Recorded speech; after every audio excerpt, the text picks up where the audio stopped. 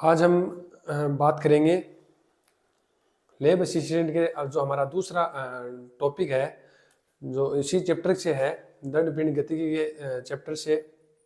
उसके जो आगे का जो टॉपिक है वो है बल आघूर्ण। आज हम बल आघूर्ण और कोणीय संवेग पर बात करते हैं। पहले हम बात करते हैं कोणीय बल आघूर्ण पर। पहले हम बात करते हैं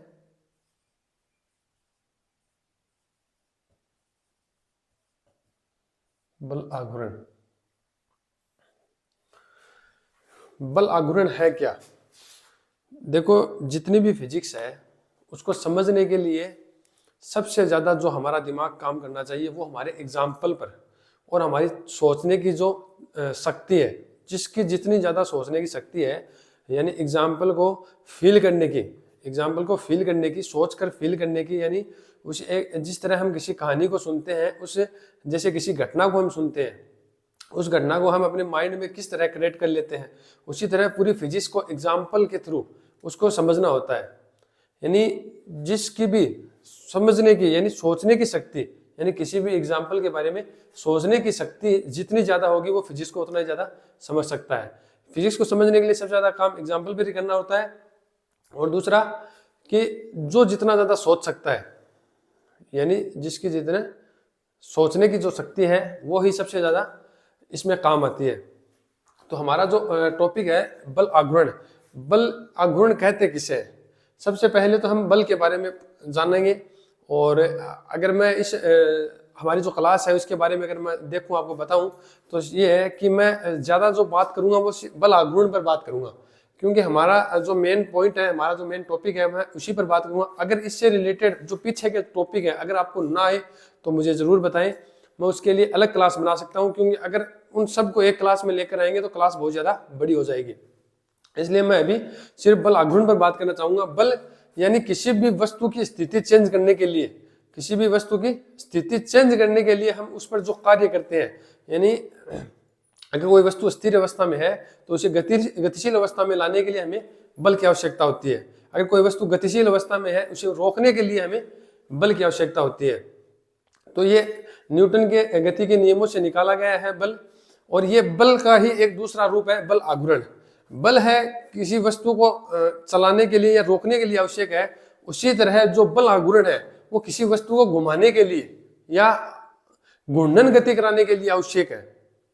अगर किसी वस्तु को घूर्णन गति करानी है तो हमें उस पर बल आघूर्ण लगाना पड़ेगा। या मैं बोल दूं एक ऐसा बल जो किसी वस्तु को घूर्णन गति प्रदान करे, एक ऐसा बल जो किसी वस्तु को घूर्णन गति प्रदान करे, बल आघूर्ण कहलाता है। या अगर किताबी भाषा से अगर हम बोले तो मैं लिख सकता हूं कि किसी भी वस्तु पर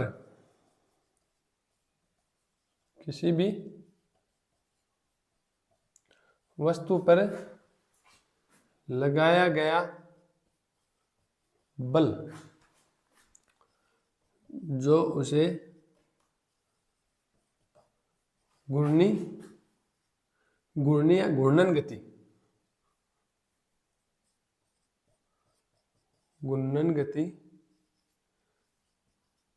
प्रदान करने का प्रयत्न करें।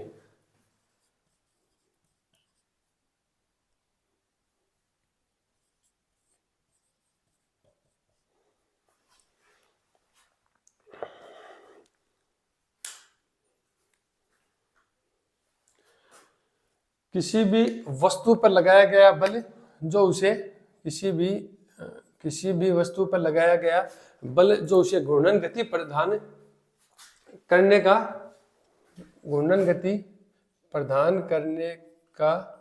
प्रयत्न करे, यानी कोशिश करे। यानी एक ऐसा बल हो जो किसी वस्तु पर लगाने पर वह उसे घूर्णन गति यानी उसे घुमाने की कोशिश करे, तो ऐसे बल को हम बल आघूर्ण कह सकते हैं। या मैं दूसरी अगर बात बताना चाहूँ, या दूसरी अगर बात में दूसरे रूप में अगर मैं इसे कहना चाहूँ तो इसे कह सकता हूँ कि किसी वस्तु पर लगाया गया बल, यानी किसी वस्तु पर लगाया गया बल, या किसी वस्तु पर लगाया गया बल जो लगाया गया बल उसके घूर्णन के सापेक्ष लगाया गया बल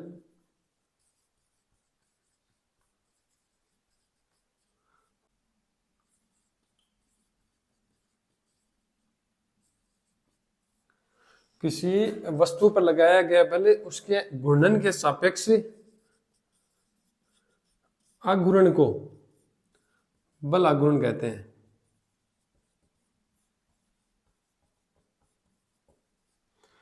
यानी किसी वस्तु पर लगाया गया बल उसके घूर्णन अक्ष के सापेक्ष आघूर्ण को उसका बल आघूर्ण कहते हैं। आघूर्ण मैंने आपको पिछली कक्षा में बताया था, आघूर्ण का मतलब लगभग हम घुमाने से ले सकते हैं, इसका संबंध हम घुमाने से ले सकते हैं। यानी किसी वस्तु पर लगाया गया वह बल जो उसे उस अक्ष के अनुदिश घुमाने की कोशिश करे। जिस तरह एग्जाम्पल अगर मैं लेऊं, जैसे इस मार्कर पर मैं अगर बल लगाऊं, इसे घुमाने की कोशिश करूं, तो इसका मान लीजिए ये अक्ष है, यानी इसके अनुदिश अगर ये गति करे, तो इसके अनुदिश अगर ये गति करे तो इस अक्ष के अनुदिश इसे घूर्णन गति करा सके। यानी वह बल जो इसे किसी वस्तु को उसके अक्ष के अनुदिश घूर्णन गति करवा सके, घूर्णन गति कराने की कोशिश कर सके, प्रयत्न कर सके, तो उसको हम बल आघूर्ण कहते हैं। बल आघूर्ण को हम एग्जाम्पल के थ्रू ज्यादा समझ सकते हैं, ज्यादा स्पष्ट समझ सकते हैं। जैसे कि यदि मेरे पास ये कोई रोड है या कोई लकड़ी है, अगर मैं इसे इस बिंदु से बांध दूं या इसे मैं इससे नियत कर दूं इस वस्तु से, अगर इस वस्तु पर मैं यहां पर बल लगाऊं तो आपको पता है अगर इस अक्ष के अनुदिश ये वस्तु घूमने की कोशिश करेगी या घूमेगी। अगर यहां पर हम इस प्रकार से इसे हम कंट्रोल करें कि ये इसे घूम सके, यानी इस अक्ष के अनुदिश ये घूम सके, तो अब ये बल हमारा बल आघूर्ण कहलाएगा। दूसरी इसका एग्जाम्पल ज्यादा समझ में आएंगे। जिस तरह अगर कोई नल है,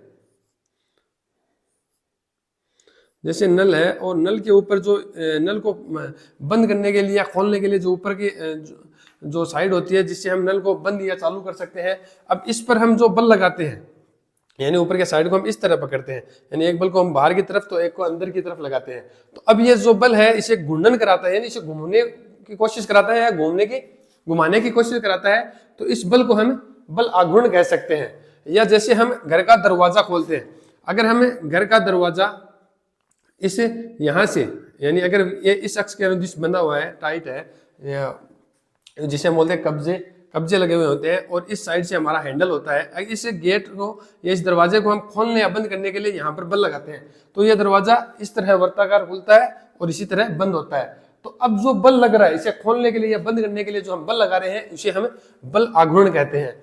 यानी हर एक वो बल जो किसी वस्तु को घूर्णन गति कराए, यानी घूर्णन यानी घुमाए, तो उसको हमें घूर्णन बल कहते हैं, बल आघूर्ण कह सकते हैं। उस घूर्णन बल को यानी उसे घुमाने वाले बल को हमें बल आघूर्ण कह सकते हैं। बल आघूर्ण बल युग्म के रूप में भी लग सकता है और सिंगल बल के रूप में भी लग सकता है। सिंगल बल के रूप में जिस तरह मैं इस गेट को यानी इस दरवाजे को खोलने की कोशिश करूंगा, तो एक तरफ से मैं खींचूं या इसे बंद करूं, तो ये इसको बंद करूं या खींचूं, अब ये एक अक्ष के अनुदिश घूमेगा। अक्ष के अनुदिश यानी वह अक्ष जिसके अनुदिश में घूम रहा है उसे हम उसके घूर्णन अक्ष कह सकते हैं। इसके अनुदिश घूमेगा तो ये इसे हम बल आघूर्ण कह सकते हैं। दूसरा एग्जाम्पल जो हमने इस नल वाला लिया था, जैसे कि इस नल को हम इस तरह घुमाएंगे तो इस पर एक बल बाहर की तरफ और एक अंदर की तरफ लगता है, जिसे हम बल आघूर्ण कह सकते हैं। दूसरा ऐसा एग्जाम्पल जैसे विद्युत क्षेत्र वाले चैप्टर से मिल सकता है हमें कि अगर किसी एक समान विद्युत क्षेत्र है, उसमें यदि हम विद्युत के दो ध्रुव रखें, यानी एक माइनस क्यू आवेश और एक प्लस क्यू आवेश, दो आवेश अगर हम मान लें और इन दो आवेश है अत्यल्प दूरी पर रखे होते हैं, इसे हम विद्युत द्विध्रुव कहते हैं। अब इस माइनस क्यू आवेश पर, तो इसमें क्या होता है कि हमें पता होता है कि जो माइनस क्यू आवेश है उस पर विद्युत क्षेत्र के विपरीत दिशा में बल लगता है, यानी इस पर जो एफ लगता है वो माइनस का क्यू ई लगता है, और जो प्लस क्यू है उस पर जो विद्युत क्षेत्र लगता है वो जो विद्युत बल लगता है वो विद्युत क्षेत्र की दिशा में लगता है, यानी प्लस का क्यू ई लगता है।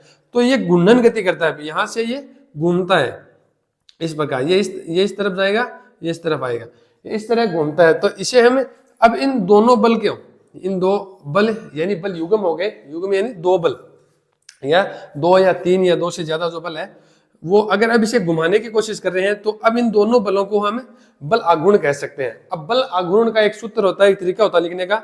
बल आघूर्ण का जो तरीका होता है लिखने का वो होता है कि बल आघूर्ण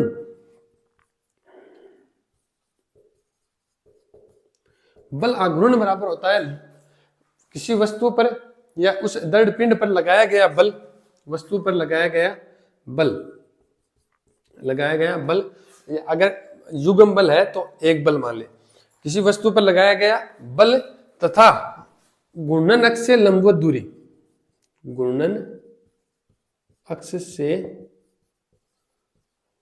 लंबवत दूरी के गुणनफल को बल आघूर्ण कहते हैं। घूर्णन अक्ष से लंबवत दूरी को बल आघूर्ण कहते हैं। अगर सिंगल बल है तो हम घूर्णन अक्ष से दूरी, यानी ये दूरी हम ले सकते हैं, घूर्णन अक्ष से जो लंबवत दूरी है इसे हम बल आघूर्ण कह सकते हैं। इस दूरी को ले सकते हैं और इस पर लगाए गए बल को लिख सकते हैं। बल गुणा घूर्णन अक्ष से लंबवत दूरी को हम बल आघूर्ण कह सकते हैं। दूसरा, यदि यही बल युग्म के रूप में लग रहा है, यानी दोनों पॉइंटों पर एक विपरीत दिशा में, इसमें जो बल लग रहा है, इसमें क्या है कि इसमें लगने वाला बल है परिमाण में तो समान है लेकिन दिशा में विपरीत है। इसको जो अगर इसको हम देखें तो ये लेफ्ट साइड में जा रहा है तो ये राइट साइड में लग रहा है, यानी इनका लगाया गया बल तो परिमाण में तो समान है लेकिन दिशा में विपरीत है और इनकी क्रिया रेखा भी अलग अलग है। अगर इनकी क्रिया रेखा अलग अलग ना हो तो ये घूर्णन गति नहीं कर सकता। इनकी क्रिया रेखा अलग अलग है। क्रिया रेखा का मतलब यानी दोनों बल एक ही क्रिया रेखा पर नहीं लग रहे हैं, यानी जिस तरह मैं इस मार्कर को घुमाने की कोशिश करूं, अगर मैं इस पर ये बल यानी एक बल मान लो बाहर की तरफ लगा रहा हूं, ये बल अंदर की तरफ, तो ये घूर्णन गति करेगा। इनकी दिशा विपरीत है इनमें, लेकिन इनकी क्रिया रेखा भी साथ में अलग अलग है। इसकी क्रिया रेखा ये हो गई, इसकी क्रिया रेखा हो गई। अगर मैं इस पर मार्कर पर इस तरह बल लगाऊं, यानी ये बल अंदर की तरफ लगा रहा हूं, ये इस तरफ अंदर की तरफ लगा रहा हूं, इन दोनों बलों की जो क्रिया रेखा है वो एक दूसरे के सापेक्ष हो गई, एक दूसरे के आमने सामने हो गई। इस वजह से ये घूर्णन गति नहीं करेगा। अगर ये दोनों बल बराबर हैं तो ये कोई भी गति नहीं कर सकता फिर। इसलिए घूर्णन गति कराने के लिए हमें जो दोनों बल जो लग रहे हैं वो दोनों के दोनों उनकी क्रिया रेखा अलग अलग होनी चाहिए, तभी कोई वस्तु घूर्णन गति प्राप्त कर सकती है। तो बल आघूर्ण का जो सीधा सा सूत्र हम लिख सकते हैं, बल गुणा घूर्णन अक्ष से लंबवत दूरी। अगर बल युग्म के रूप में लगा हुआ है तो उन दोनों बलों के बीच की लंबवत दूरी, यानी अब अगर ये प्लस क्यू आवेश है और ये माइनस क्यू आवेश है तो इनके बीच की ये लंबवत दूरी हम निकालते हैं। यदि आपने ये टॉपिक पढ़ा है बल आघूर्ण का तो हम यही निकालते हैं कि एक बल रखते हैं और इन दोनों बलों के बीच की दूरी रखते हैं। जैसे इसका सूत्र हम देखते हैं कि बल आघूर्ण को हम टो से लिखते हैं और इनके जो एक बल है, एक बल जैसे कि क्यू ई, तो क्यू ई यानी एक बल लिखते हैं हम, और इनके जो मध्य की दूरी है वो इस तरह निकालते हैं कि इस त्रिभुज को मानते हैं और बल आघूर्ण की दूरी है जो हमें 2a मानते हैं। तो इसमें हम लिखते हैं कि लाल बटा काका से लंब बटा आधार से हम इसको निकालते हैं। ये लंबवत दूरी अगर हमें निकालनी होती है तो यहाँ हम साइन थीटा का सूत्र लगाते हैं। साइन थीटा बराबर हमारा होता है लंब बटा आधार।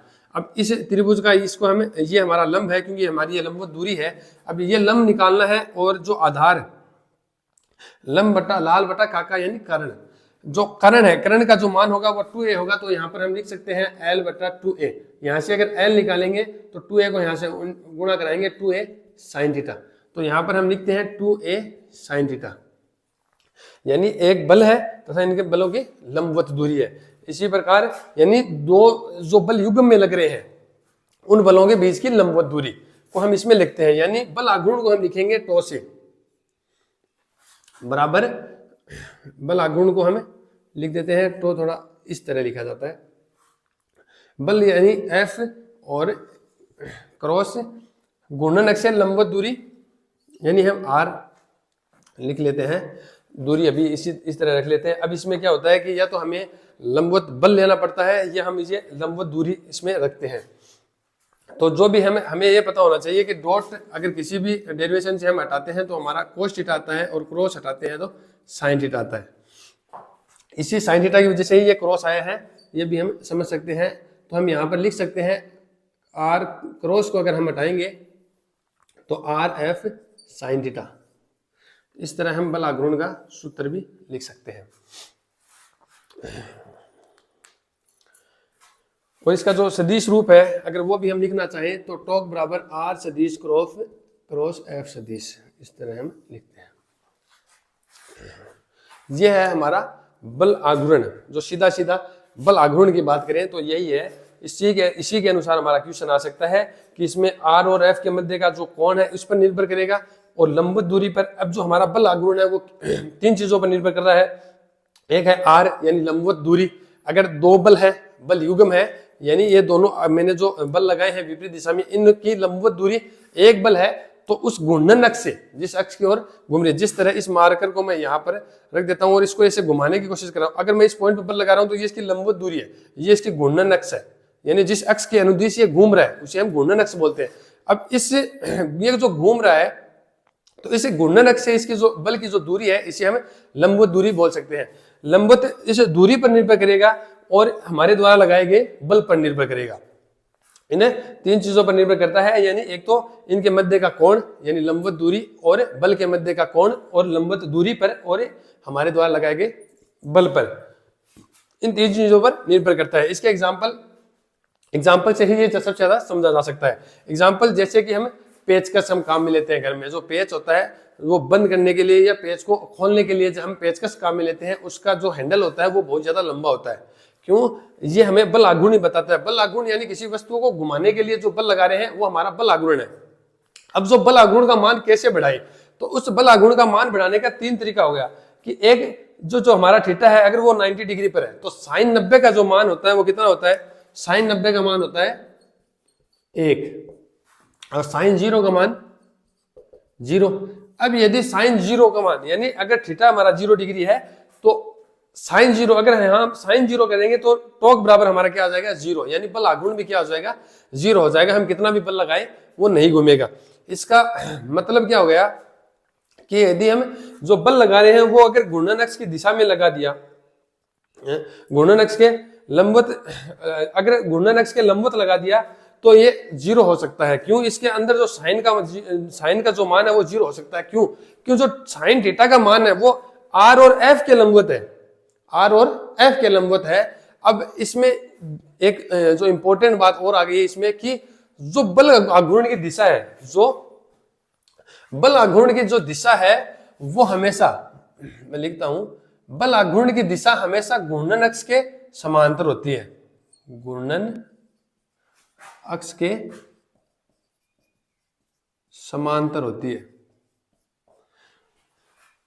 बल आघूर्ण की दिशा हमेशा घूर्णन अक्ष के समांतर होती है, यानी जब हम पेच को घुमाते हैं तो आप कभी भी देख लेना, जब हम पेच को इस तरह अगर हमें कोई पेच है और वो लगाना है दीवार में तो हम इसको पेच को इस तरह घुमाते हैं तो ये हमें पता है पेच आगे की तरफ चलता है, बल्कि हम बल इसको लंबवत लगा रहे हैं, घूर्णन अक्ष के लंबवत लगा रहे हैं। क्यों? घूर्णन अक्ष की जो दिशा है वो तो ये है, इस पर हम बल इस तरफ लगा रहे हैं, यानी इनके मध्य कोण क्या हो गया 90 डिग्री हो गया, इनके मध्य कोण क्या हो गया अब 90 डिग्री हो गया।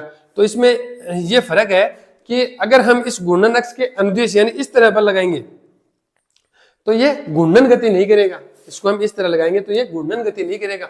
घूर्णन गति करने के लिए हमें इसके लंबवत बल लगाना पड़ता है, ये होता है। इसमें ये फर्क है। इसमें एग्जांपल के लिए इसको हम समझ सकते हैं कि जिस तरह ये हमारा पेचकस है, मेरे पास पड़ा हुआ है कि ये पेच है, अगर इस पेचकस को हम इस तरह अगर बल लगाएं आगे की तरफ तो ये घूर्णन गति नहीं करेगा। इसको घूर्णन गति कराने के लिए हम इसके लंबवत इस तरह बल लगाते हैं। अब ये आगे की तरफ गति करता है, इस तरह घुमाते हैं तो पीछे की तरफ गति करता है। ये इसका ट्रिक, यानी बल आघूर्ण। यानी बल आघूर्ण देखो, इस पर हम घुमाने के लिए अभी भी देखो हम पेच को घुमाने के लिए दोनों तरफ बल लगाते हैं। इस अंगुली को मैं पीछे की तरफ लूंगा तो अंगूठे को मैं आगे की तरफ धकेलूंगा, तब जाके इस पर बल आघूर्ण लगेगा और ये पेच आगे या पीछे गति करेगा। यानी जो बल आघूर्ण की दिशा है वो किसकी अनुदिश हो गई? इस अक्ष की अनुदिश हो गई, क्योंकि ये हमारा पेचकस है, ये अक्ष की अनुदिश हम इसे घुमा रहे हैं। अब इसकी अक्ष तो ये, अब इसकी जो दिशा होगी वो क्या होगी? अक्ष के अनुदिश होगी, वो चाहे आगे की तरफ जाओ या पीछे की तरफ, लेकिन ये अक्ष के अनुदिश हो गई है। इसी के ऊपर ये काम करता है। अब मैं क्या कह रहा था कि जो बल आघूर्ण है वो किस पर निर्भर कर रहा है? अब बल आघूर्ण निर्भर कर रहा है दूरी पर। इस पेच का जो हैंडल हम जितना बड़ा रखेंगे उस पर हमें बल उतना ही कम लगाना पड़ेगा और इसमें हमें बल आघूर्ण अच्छा मिल सकता है जितना लंबा हमारा हैंडल होगा। इसीलिए हमें पेचकस का जो पेचकस होता है उसका हैंडल बहुत बड़ा रखा जाता है। जिस तरह हम दरवाजा हम खोलते हैं, जब दरवाजे को हम खोलते हैं तो दरवाजे का जो हैंडल है वो हम इस कोने में लगाते हैं, इस लास्ट कोने में, क्योंकि घूर्णन अक्ष से इसकी जो दूरी है वो जितनी ज्यादा होगी उसको घुमाने के लिए उतना कम बल लगाना पड़ेगा। क्यों? जितनी ज्यादा दूरी होगी, ये हमें इस फॉर्मूले से पता चलता है, यानी टॉर्क, ये आर अगर बढ़ रहा है तो टॉर्क अपना आप बढ़ सकता है, इसलिए इसको इसे लगाया जाएगा। अगर आप यहां पर बल लगाओ, इस दरवाजे को खोलने के लिए यहां पर बल लगाओ तो हमें अपने आप महसूस हो जाएगा। ये आप हमारी जिंदगी में प्रैक्टिकल करके देख सकते हो कि अगर हम यहाँ पर बल लगाएंगे तो हमें अपना महसूस हो जाएगा कि यहाँ पर हमें इसको खोलने के लिए या बंद करने के लिए ज्यादा बल लगाना पड़ता है। किसके सापेक्ष? इसके जो हम किनारे पर बल लगा रहे हैं। अगर किनारे पर हमें हल्का सा बल लगाना पड़ेगा, यहाँ पर हमें ज्यादा बल लगाने पड़ेगा। ये हमारा बल आघूर्ण का फॉर्मूला हमें बता देता है। यहाँ जितना ज्यादा हमें, अब यहाँ पर हम जो बल लगाएंगे इसी से हमारा घूर्णन होगा, यहां से भी हो जाएगा, गेट दरवाजा यहां भी हो जाएगा। अगर लेकिन इसमें यह होगा कि हमें यहां पर बल ज्यादा लगाना पड़ेगा इस बिंदु के सापेक्ष, इस पॉइंट के सापेक्ष। जिस तरह हैंडपंप का भी अच्छा एग्जांपल है। हैंडपंप होता है, उसका जो हैंडल होता है वो बहुत ज्यादा लंबा रखा होता है। हैंडपंप को आप ट्राई कर लेना उसके एकदम से नजदीक से, क्या से, जिस तरह ये अगर हैंडपंप है, इसका जो ये अगर हैंडपंप है जो इस कुएं से पानी खींचता है, इसका हैंडल हम यहाँ से दबाते हैं तो ये इजी दबता है, एक बच्चा भी दबा सकता है। लेकिन अगर यहाँ से दबाने की कोशिश करेंगे तो हमें बहुत ज्यादा बल लगेगा। यहाँ पर आप कोशिश कर लेना, चाहे इस यहाँ पर आप बैठ जाना, ये इतना जल्दी नीचे नहीं जाएगा, बहुत ही कम चांस रहेगा यहाँ से नीचे जाने का। लेकिन यहाँ से आप एक हाथ से पकड़ के भी इसे नीचे ले जा सकते हो, क्योंकि जितनी ज्यादा लंबवत दूरी होगी अक्ष से, जितनी ज्यादा लंबवत दूरी होगी वह वस्तु उतनी ज्यादा घूर्णन गति आसानी से प्राप्त कर लेगी। तो किसी वस्तु को घुमाने के लिए या घूर्णन गति करवाने के लिए जो बल लगाया जा रहा है वो उसके अक्ष से जितना ज्यादा दूरी पर होगा, जितनी ज्यादा लंबवत दूरी पर होगा, वो उतने ही ज्यादा और उतनी ही आसानी से घूर्णन गति प्राप्त कर सकती है। ये जो बल आघूर्ण है ये सबसे ज्यादा एग्जाम्पल से ही समझा जा सकता है। और सबसे ज्यादा इस पर जो ध्यान रखने के लिए जो बात है वो यही है कि जो बल आघूर्ण है वो किन चीजों पर निर्भर करता है। तो बल आघूर्ण निर्भर करता है लंबवत दूरी पर और लगाए गए बल पर और थीटा कोण पर। क्योंकि इसका थीटा कोण के लिए मैंने आपको समझा दिया है कि जैसे इसको घूर्णन गति कराने के लिए हम इसके ऊपर बल नहीं लगा सकते। इस तरह जैसे हम दरवाजे को अपनी तरफ खोलते हैं या बाहर की तरफ लगाते हैं तो इस घूर्णन अक्ष के लंबवत बल लगा रहे हैं इस पे। अगर हम इसको ऊपर की तरफ या नीचे की तरफ या इसके अंदर की तरफ हम बल लगाएंगे तो ये घूर्णन गति नहीं करेगा। इसलिए ये निर्भर करता है तीन चीजों पर।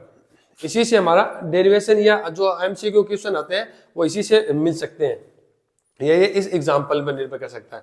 इसमें थीटा पर हमें ध्यान रखना पड़ता है, क्यों कि जो हमारा थीटा है, यहाँ जो हम इसमें थीटा ले रहे हैं, ये थीटा आर और एफ के मध्य दिया गया है कि जो वस्तु आर और एफ के लंबवत होगी इस पर निर्भर करता है। और इसके तो बल आघूर्ण के तो ये लंबवत हो गया, इनका ये इनके मध्य हो गया, आर ओ एफ के मध्य हो गया आर ओ एफ। यानी अब मैं इस पॉइंट को अगर निश्चित कर लूं और यहां से घुमाने की कोशिश करूं तो ये तो आर हो गई, ये तो आर हो गई। इस आर के क्या लंबवत बल लगाना पड़ेगा हमें, इस आर के लंबवत। तो थोड़ा बोलने में और इसमें लिखने में थोड़ा सा ये फर्क हो जाता है कि इस आर के हम लंबवत बल लगा रहे हैं तब ये घूम रहा है, इस आर के लंबवत बल लगा रहे हैं। और एफ यानी आर और जो एफ के मध्य का जो कोण है वो है हमारा ये थीटा। अब आर व एफ के मध्य जो कोण है, अब देखो आर व ये आर है ये एफ है, इनके मध्य जो कोण अगर 90 डिग्री होगा तो ये आसानी से घूमेगा। जैसे मैं ऐसे घुमा रहा हूं या ऐसे घुमा रहा हूं या ऐसे घुमा लूं, जैसे कि मैं ऐसे घुमा रहा हूं। तो अब जैसे मैं आपको देख रहा हूं इस तरह अगर मैं बल लगा रहा हूं इस पर, तो इन यानी ये मेरी अंगुलियों के मध्य, इस पर मैं ऐसे बल लगा रहा हूं तो इस अंगुलियों की और मार्कर के जो मध्य की जो दूरी है वो क्या लंबवत हो गई, इनके मध्य जो कोण है 90 डिग्री हो गया। और इनको घुमाने के लिए इनका अक्ष, अब ये क्या होगा, ये इस अक्ष के अनुदिश गति कर रही है, इस अक्ष के अनुदिश घूर्णन गति कर रही है। तो ये हमें मेन जो पॉइंट है इसी पर ध्यान रखना है कि जो आर है वो ज्यादा बड़ा हो तो हमारा हमें बल कम लगाना पड़ेगा उसे घूर्णन गति करने के लिए, और बल जितना ज्यादा लगाएंगे उससे घूर्णन गति होनी है वो तो। और थीटा का भी हमें ध्यान रखना है कि थीटा यहाँ कहाँ कितना होना चाहिए, आर व एफ के मध्य लंबवत होना चाहिए, यानी 90 डिग्री होना चाहिए।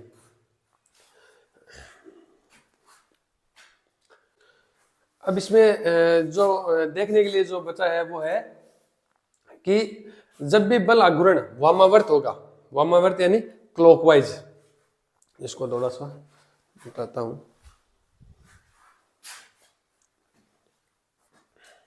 ये मिटा देता हूं, यहां पर समझा दूंगा बस।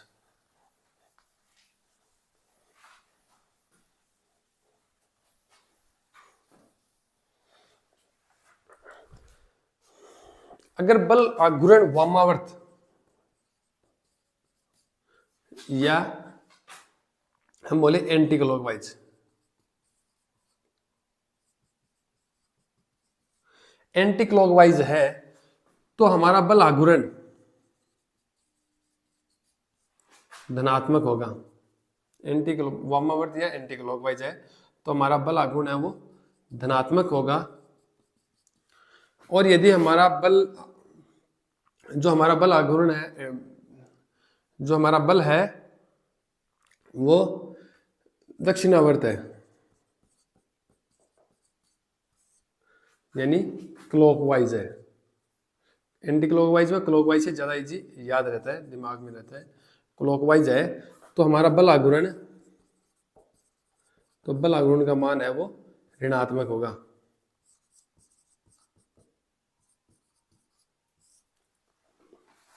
ये हमें ध्यान रखना है।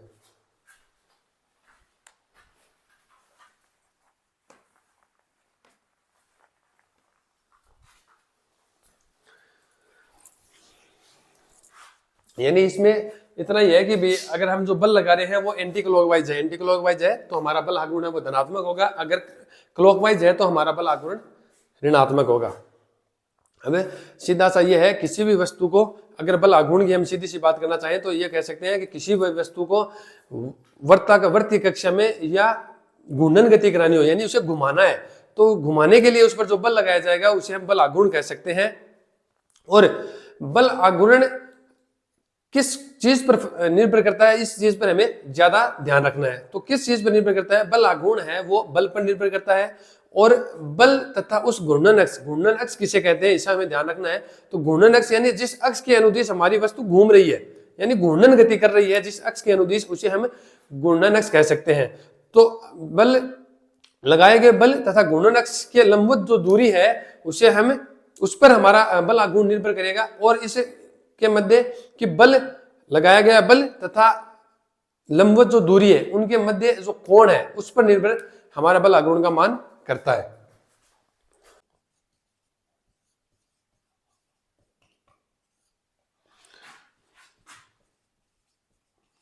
संरक्षण कोणीय संवेग संरक्षण, या जो मेन पॉइंट है वो कोणीय संवेग संरक्षण है। अब कोणीय संवेग संरक्षण को हमें समझने के लिए हमें पता होना चाहिए रेखीय संवेग। रेखीय संवेग क्या होता है? रेखीय संवेग यानी P बराबर mv यानी रेखीय संवेग यानी कोई भी वस्तु जो भी किसी भी वस्तु का हमें रेखीय संवेग पता लगाना है, उस वस्तु का द्रव्यमान तथा उससे संबंधित उसका वेग के गुणनफल को हम रेखीय संवेग कहते हैं। यानी कोई वस्तु गति कर रही है तो उसका जो द्रव्यमान है और उस वस्तु का जो द्रव्यमान है और उसका जो वेग है उसके गुणनफल को हम रेखीय संवेग कह सकते हैं। तो इसी से हमें उसी रेखीय संवेग को हम जब घूर्णन गति में अप्लाई करते हैं तो घूर्णन गति में हमें पता है कि जो रेखीय गति और जो घूर्णन गति है इनके जो फॉर्मूलों में जो फर्क है वो सिर्फ हमें लंबवत दूरी का है। क्योंकि जब भी हम रेखीय गति से घूर्णन गति में आएंगे तो रेखीय गति के जो भी फॉर्मूले हैं उनको जब घूर्णन गति में लगाने हैं तो हमें उसी रेखीय गति के फॉर्मूले से सिर्फ लंबवत दूरी को और गुणनफल करा देना है, बस यही फर्क है। अब इसमें जो कोणीय संवेग है उसे हम r से l से लिखते हैं और l बराबर हमारा होता है r क्रॉस p। यानी कोणीय संवेग होगा उस वस्तु का जो रेखीय संवेग है तथा उससे जो लंबवत दूरी है इसके गुणनफल को हम कोणीय संवेग कह सकते हैं। या अगर जो किताब की परिभाषा है उसके अनुसार बोले तो किसी भी वस्तु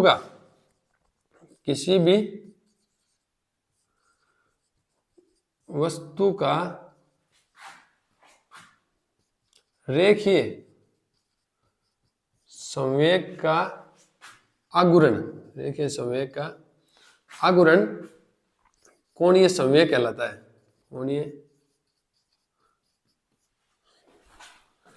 कोणीय संवेग कहलाता है।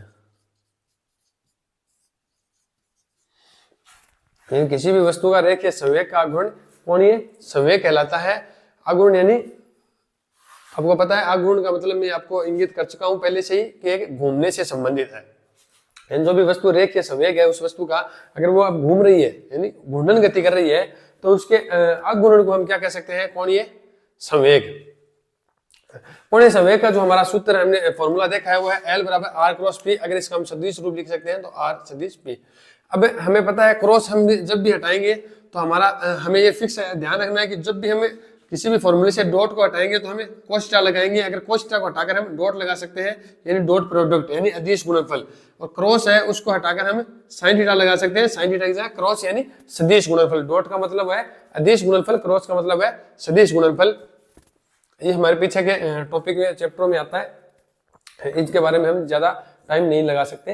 तो अब हमें ये देखना है कि हम एल बराबर यानी कोणीय संवेग बराबर आर क्रॉस को हम जब भी हटाएंगे तो क्या आएगा साइन थीटा। अब हमें पता है ये साइन थीटा क्यों आ रहा है, क्यों कि हमें आर व जो पी के मध्य जो कोण है वो कितना होना चाहिए 90 डिग्री, क्योंकि साइन 90 का मान क्या होता है 1 होता है, मैक्सिमम मान होता है। इसीलिए हमें यहाँ पर भी क्या लेना है रेखीय संवेग और आर, आर यानी लंबवत दूरी, जिसे हम कोणीय संवेग कह सकते हैं। अब इसमें जो हमारा जो टॉपिक लिखा हुआ है कोणीय संवेग संरक्षण, यानी इसमें हमें यह दिखाना है कि संवेग कब संरक्षित रहता है। संवेग संरक्षित रह सकता है जब जिस तरह हम रेखीय संवेग को संरक्षित करके दिखाते हैं। रेखीय संवेग को हम संरक्षित कैसे कर सकते हैं, हमने लिखा है कि del P upon del T, यानी रेखीय संवेग में यानी संवेग में परिवर्तन की दर है वो बाह्य बल के समानुपाती होती है, यानी किसी भी वस्तु पर बाह्य बल जो हम लगाते हैं उस बाह्य बल के समानुपाती होती है उस संवेग में परिवर्तन की दर के। यदि यहाँ पर हम लिख सकते हैं कि F बराबर जब 0 यानी बाह्य बल अगर किसी वस्तु पर 0 है तो डेल P बराबर अपॉन में del P upon del T equal to आ गया 0, यानी del P upon del T का मतलब P का जो अवकलन है वो हमारा 0 आ गया है। अवकलन जो 0 आता है वो हमेशा एक नियत राशि का आता है। इसका मतलब यहाँ से हमें पता चलता है कि P है यहाँ पर एक नियत राशि है, यानी जो रेखीय संवेग है वो नियत है। इसका मतलब अगर किसी वस्तु पर बाह्य बल ना लगाया जाए तो उसका रेखीय संवेग संरक्षित रहता है, यानी किसी भी वस्तु पर लगाया गया बाह्य बल का मान अगर 0 है तो उसका रेखीय संवेग संरक्षित रहता है। ये हमें न्यूटन के नियमों से और जो हमारे गति के समीकरण है उनसे हमें ये चीज पता चलती है, और इसी न्यूटन के नियम को या उसी जो गति के समीकरण है उसे हम जब घूर्णन गति में अप्लाई करते हैं तो हमें पता चलता है कि जिस तरह यहाँ पर बाह्य बल है, हमें पता है घूर्णन गति करवाने के लिए वही बाह्य बल है वो बल आघूर्ण के रूप में कार्य करता है।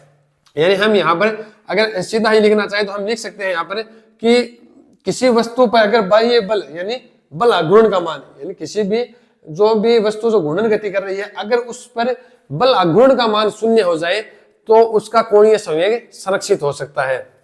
तो इसमें हमें कोणीय संवेग और बल आघूर्ण का अगर रिलेशन निकाल कर दिखाना चाहे तो हम निकाल कर दिखा सकते हैं कि L बराबर हमारा जो फॉर्मूला है वो R क्रॉस P है। यदि मैं कहूं कि दोनों तरफ अवकलन करूं, अवकलन यदि हम दोनों तरफ इसका अवकलन करें तो डेल L अपॉन में डेल T इक्वल टू, पहले हम R का अवकलन करेंगे क्योंकि ये गुणनफल विधि से अवकलन होगा, तो डेल R अपॉन में डेल T क्रॉस में P ऐसा कैसा रह गया, प्लस R को हम ऐसा कैसा रखते हैं और क्रॉस में P का अवकलन करते हैं डेल P अपॉन में डेल T। अब हमें ये पता है कि जो भी स्थिति है यानी R सदिश का उसका जो अवकलन होता है वो क्या होता है वेग होता है, यानी dl अपॉन में dt बराबर हम लिख सकते हैं del R upon del T को हम लिख सकते हैं v यानी वेग, इनटू में हमारे पास रह गया p। हमें पता है रेखीय संवेग का जो फॉर्मूला होता है वो तो p बराबर होता है mv। अगर हम यहाँ पर mv लिखेंगे तो हमें पता है कि m अगर यहाँ से हम बाहर लिखे, यही से मैं लिख देता हूं कि अगर यहाँ पर मैं m को अगर मैं बाहर लिखता हूं तो v क्रॉस v। अब हमें पता है यहाँ पर क्रॉस प्रोडक्ट आ रहा है, क्रॉस प्रोडक्ट का मतलब साइन थीटा, क्रॉस को जब भी हटाएंगे तो क्या लगाते हैं हम साइन थीटा। अब हमें पता है v और v दोनों एक ही मान है, तो इसका मतलब दोनों की दिशा भी क्या हो गई समांतर हो गई, एक ही दिशा हो गई। इसका मतलब अगर दोनों की दिशा एक है तो इन दोनों के मध्य जो कोण है वो कितना 0 डिग्री हो गया, क्योंकि समांतर अक्षों के मध्य कोण होगा 0 डिग्री। अब साइन 0 का मान कितना होता है 0, तो इसका मतलब इस मान का जो वैल्यू निकलेगी वो आएगी 0, यानी dl upon dt equal to जो पहला मान था वो तो 0 हो गया, प्लस में हमारे पास बचा है r cross del p upon में डेल t, और डेल p अपॉन में डेल t इक्वल टू क्या है बाह्य बल यानी f, यानी r क्रॉस हो गया हमारा f। तो अब यहाँ पर ये मान तो हमारा 0 हो गया है, यहाँ पर बचता है r क्रॉस f। अब हमें पता है कि del L upon del T बराबर हमने लिख दिया R क्रॉस F। अब इस मान को अगर हम हटाएं तो यहाँ पर हमारा जो मान बचता है वो यही बचता है सिर्फ R क्रॉस F। अब ये फॉर्मूला हम पिछले ही टॉपिक में निकाल चुके हैं कि R क्रॉस F को हम क्या कहते हैं, यानी एक बल तथा इन बलों के लंबवत दूरी को हम बल आघूर्ण कहते हैं, यानी तो लिखते हैं। तो इसका मतलब हमारा यहाँ पर लिख देता हूं मैं, इसका मतलब है हमारे पास क्या आ गया कि del L upon del T equal to आ गया टो यानी बल आघूर्ण। अब यदि हम बल आघूर्ण को शून्य कर दें, यानी हमारे द्वारा जो लगाया गया बल आघूर्ण है अगर उसका मान शून्य हो जाए, चूंकि मैं अगर लिख दूं कि टो बराबर यानी बल आघूर्ण अगर 0 हो जाएगा तो एल हमारा क्या आ जाएगा, फिर से वो ही नियत आ जाएगा। क्यों कि जो एल का जो अवकलन हो रहा है वो अगर हमारा 0 आ गया तो अवकलन उसी राशि का 0 होता है जो नियत राशि होती है। इसका मतलब कोणीय संवेग भी क्या हो गया, संरक्षित हो गया, नियत हो गया। तो इसमें जो हमें पता चलता है, जो हमारा कंपैरिजन है वो हमारा रेखीय गति से ही होता है कि जिस तरह रेखीय गति में बाह्य बल अगर शून्य हो तो हमारा रेखीय संवेग संरक्षित रहता है, उसी तरह अगर घूर्णन गति में बल आघूर्ण अगर शून्य है तो हमारा कोणीय संवेग भी संरक्षित रहता है। यही संबंध है और यही मेन टॉपिक है। अब जिसको ये दिक्कत आ रही है कि रेखीय संवेग और कोणीय संवेग में भी अगर हमें दिक्कत आ रही है तो इससे के लिए हमें 11th के और जो पीछे के टॉपिक है वो पढ़ने पड़ेंगे। अगर आपको इसमें दिक्कत आती है, प्रॉब्लम आती है तो मुझे बता सकते हो, मैं एक पर्सनली अलग से उन पर वीडियो बना सकता हूं और मैं बना भी दूंगा। अभी अगर आपको समझना है तो यही है कि जो रेखीय संवेग है वो होता है किसी भी वस्तु का जो द्रव्यमान है, जैसे कि हमारी बाइक है या गाड़ी है, अगर उसका जो द्रव्यमान है और वो जिस स्पीड से चल रही है उन दोनों का अगर हम गुणा करा दें तो उसे हम कहते हैं रेखीय संवेग। वो हमारी रेखीय गति है क्योंकि वो सीधी गति है। अगर वही घूर्णन गति है यानी इस तरह घूम रही है, इस तरह अगर घूर्णन गति कर रही है तो उसको हमें उसके अंदर जो संवेग है उसे हम कोणीय संवेग कहते हैं। और कोणीय संवेग लिखने का तरीका हमारा है वही है कि रेखीय संवेग से हम लंबवत दूरी को गुणनफल करा दें तो हमारा कोणीय संवेग आ सकता है। और हमारा जो मेन टॉपिक है वो कोणीय संवेग संरक्षण है। हमें संवेग को संरक्षित करके दिखाना है कि संवेग किस तरह संरक्षित रहता है।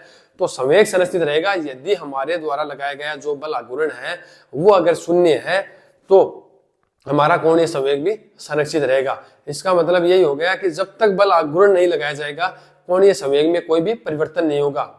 इस बात को ध्यान में रखना है कि जब तक बल आघूर्ण नहीं लगाया जाएगा तब तक उस वस्तु का, उस दृढ़ पिंड का कोणीय संवेग संरक्षित रहेगा यानी नियत रहेगा।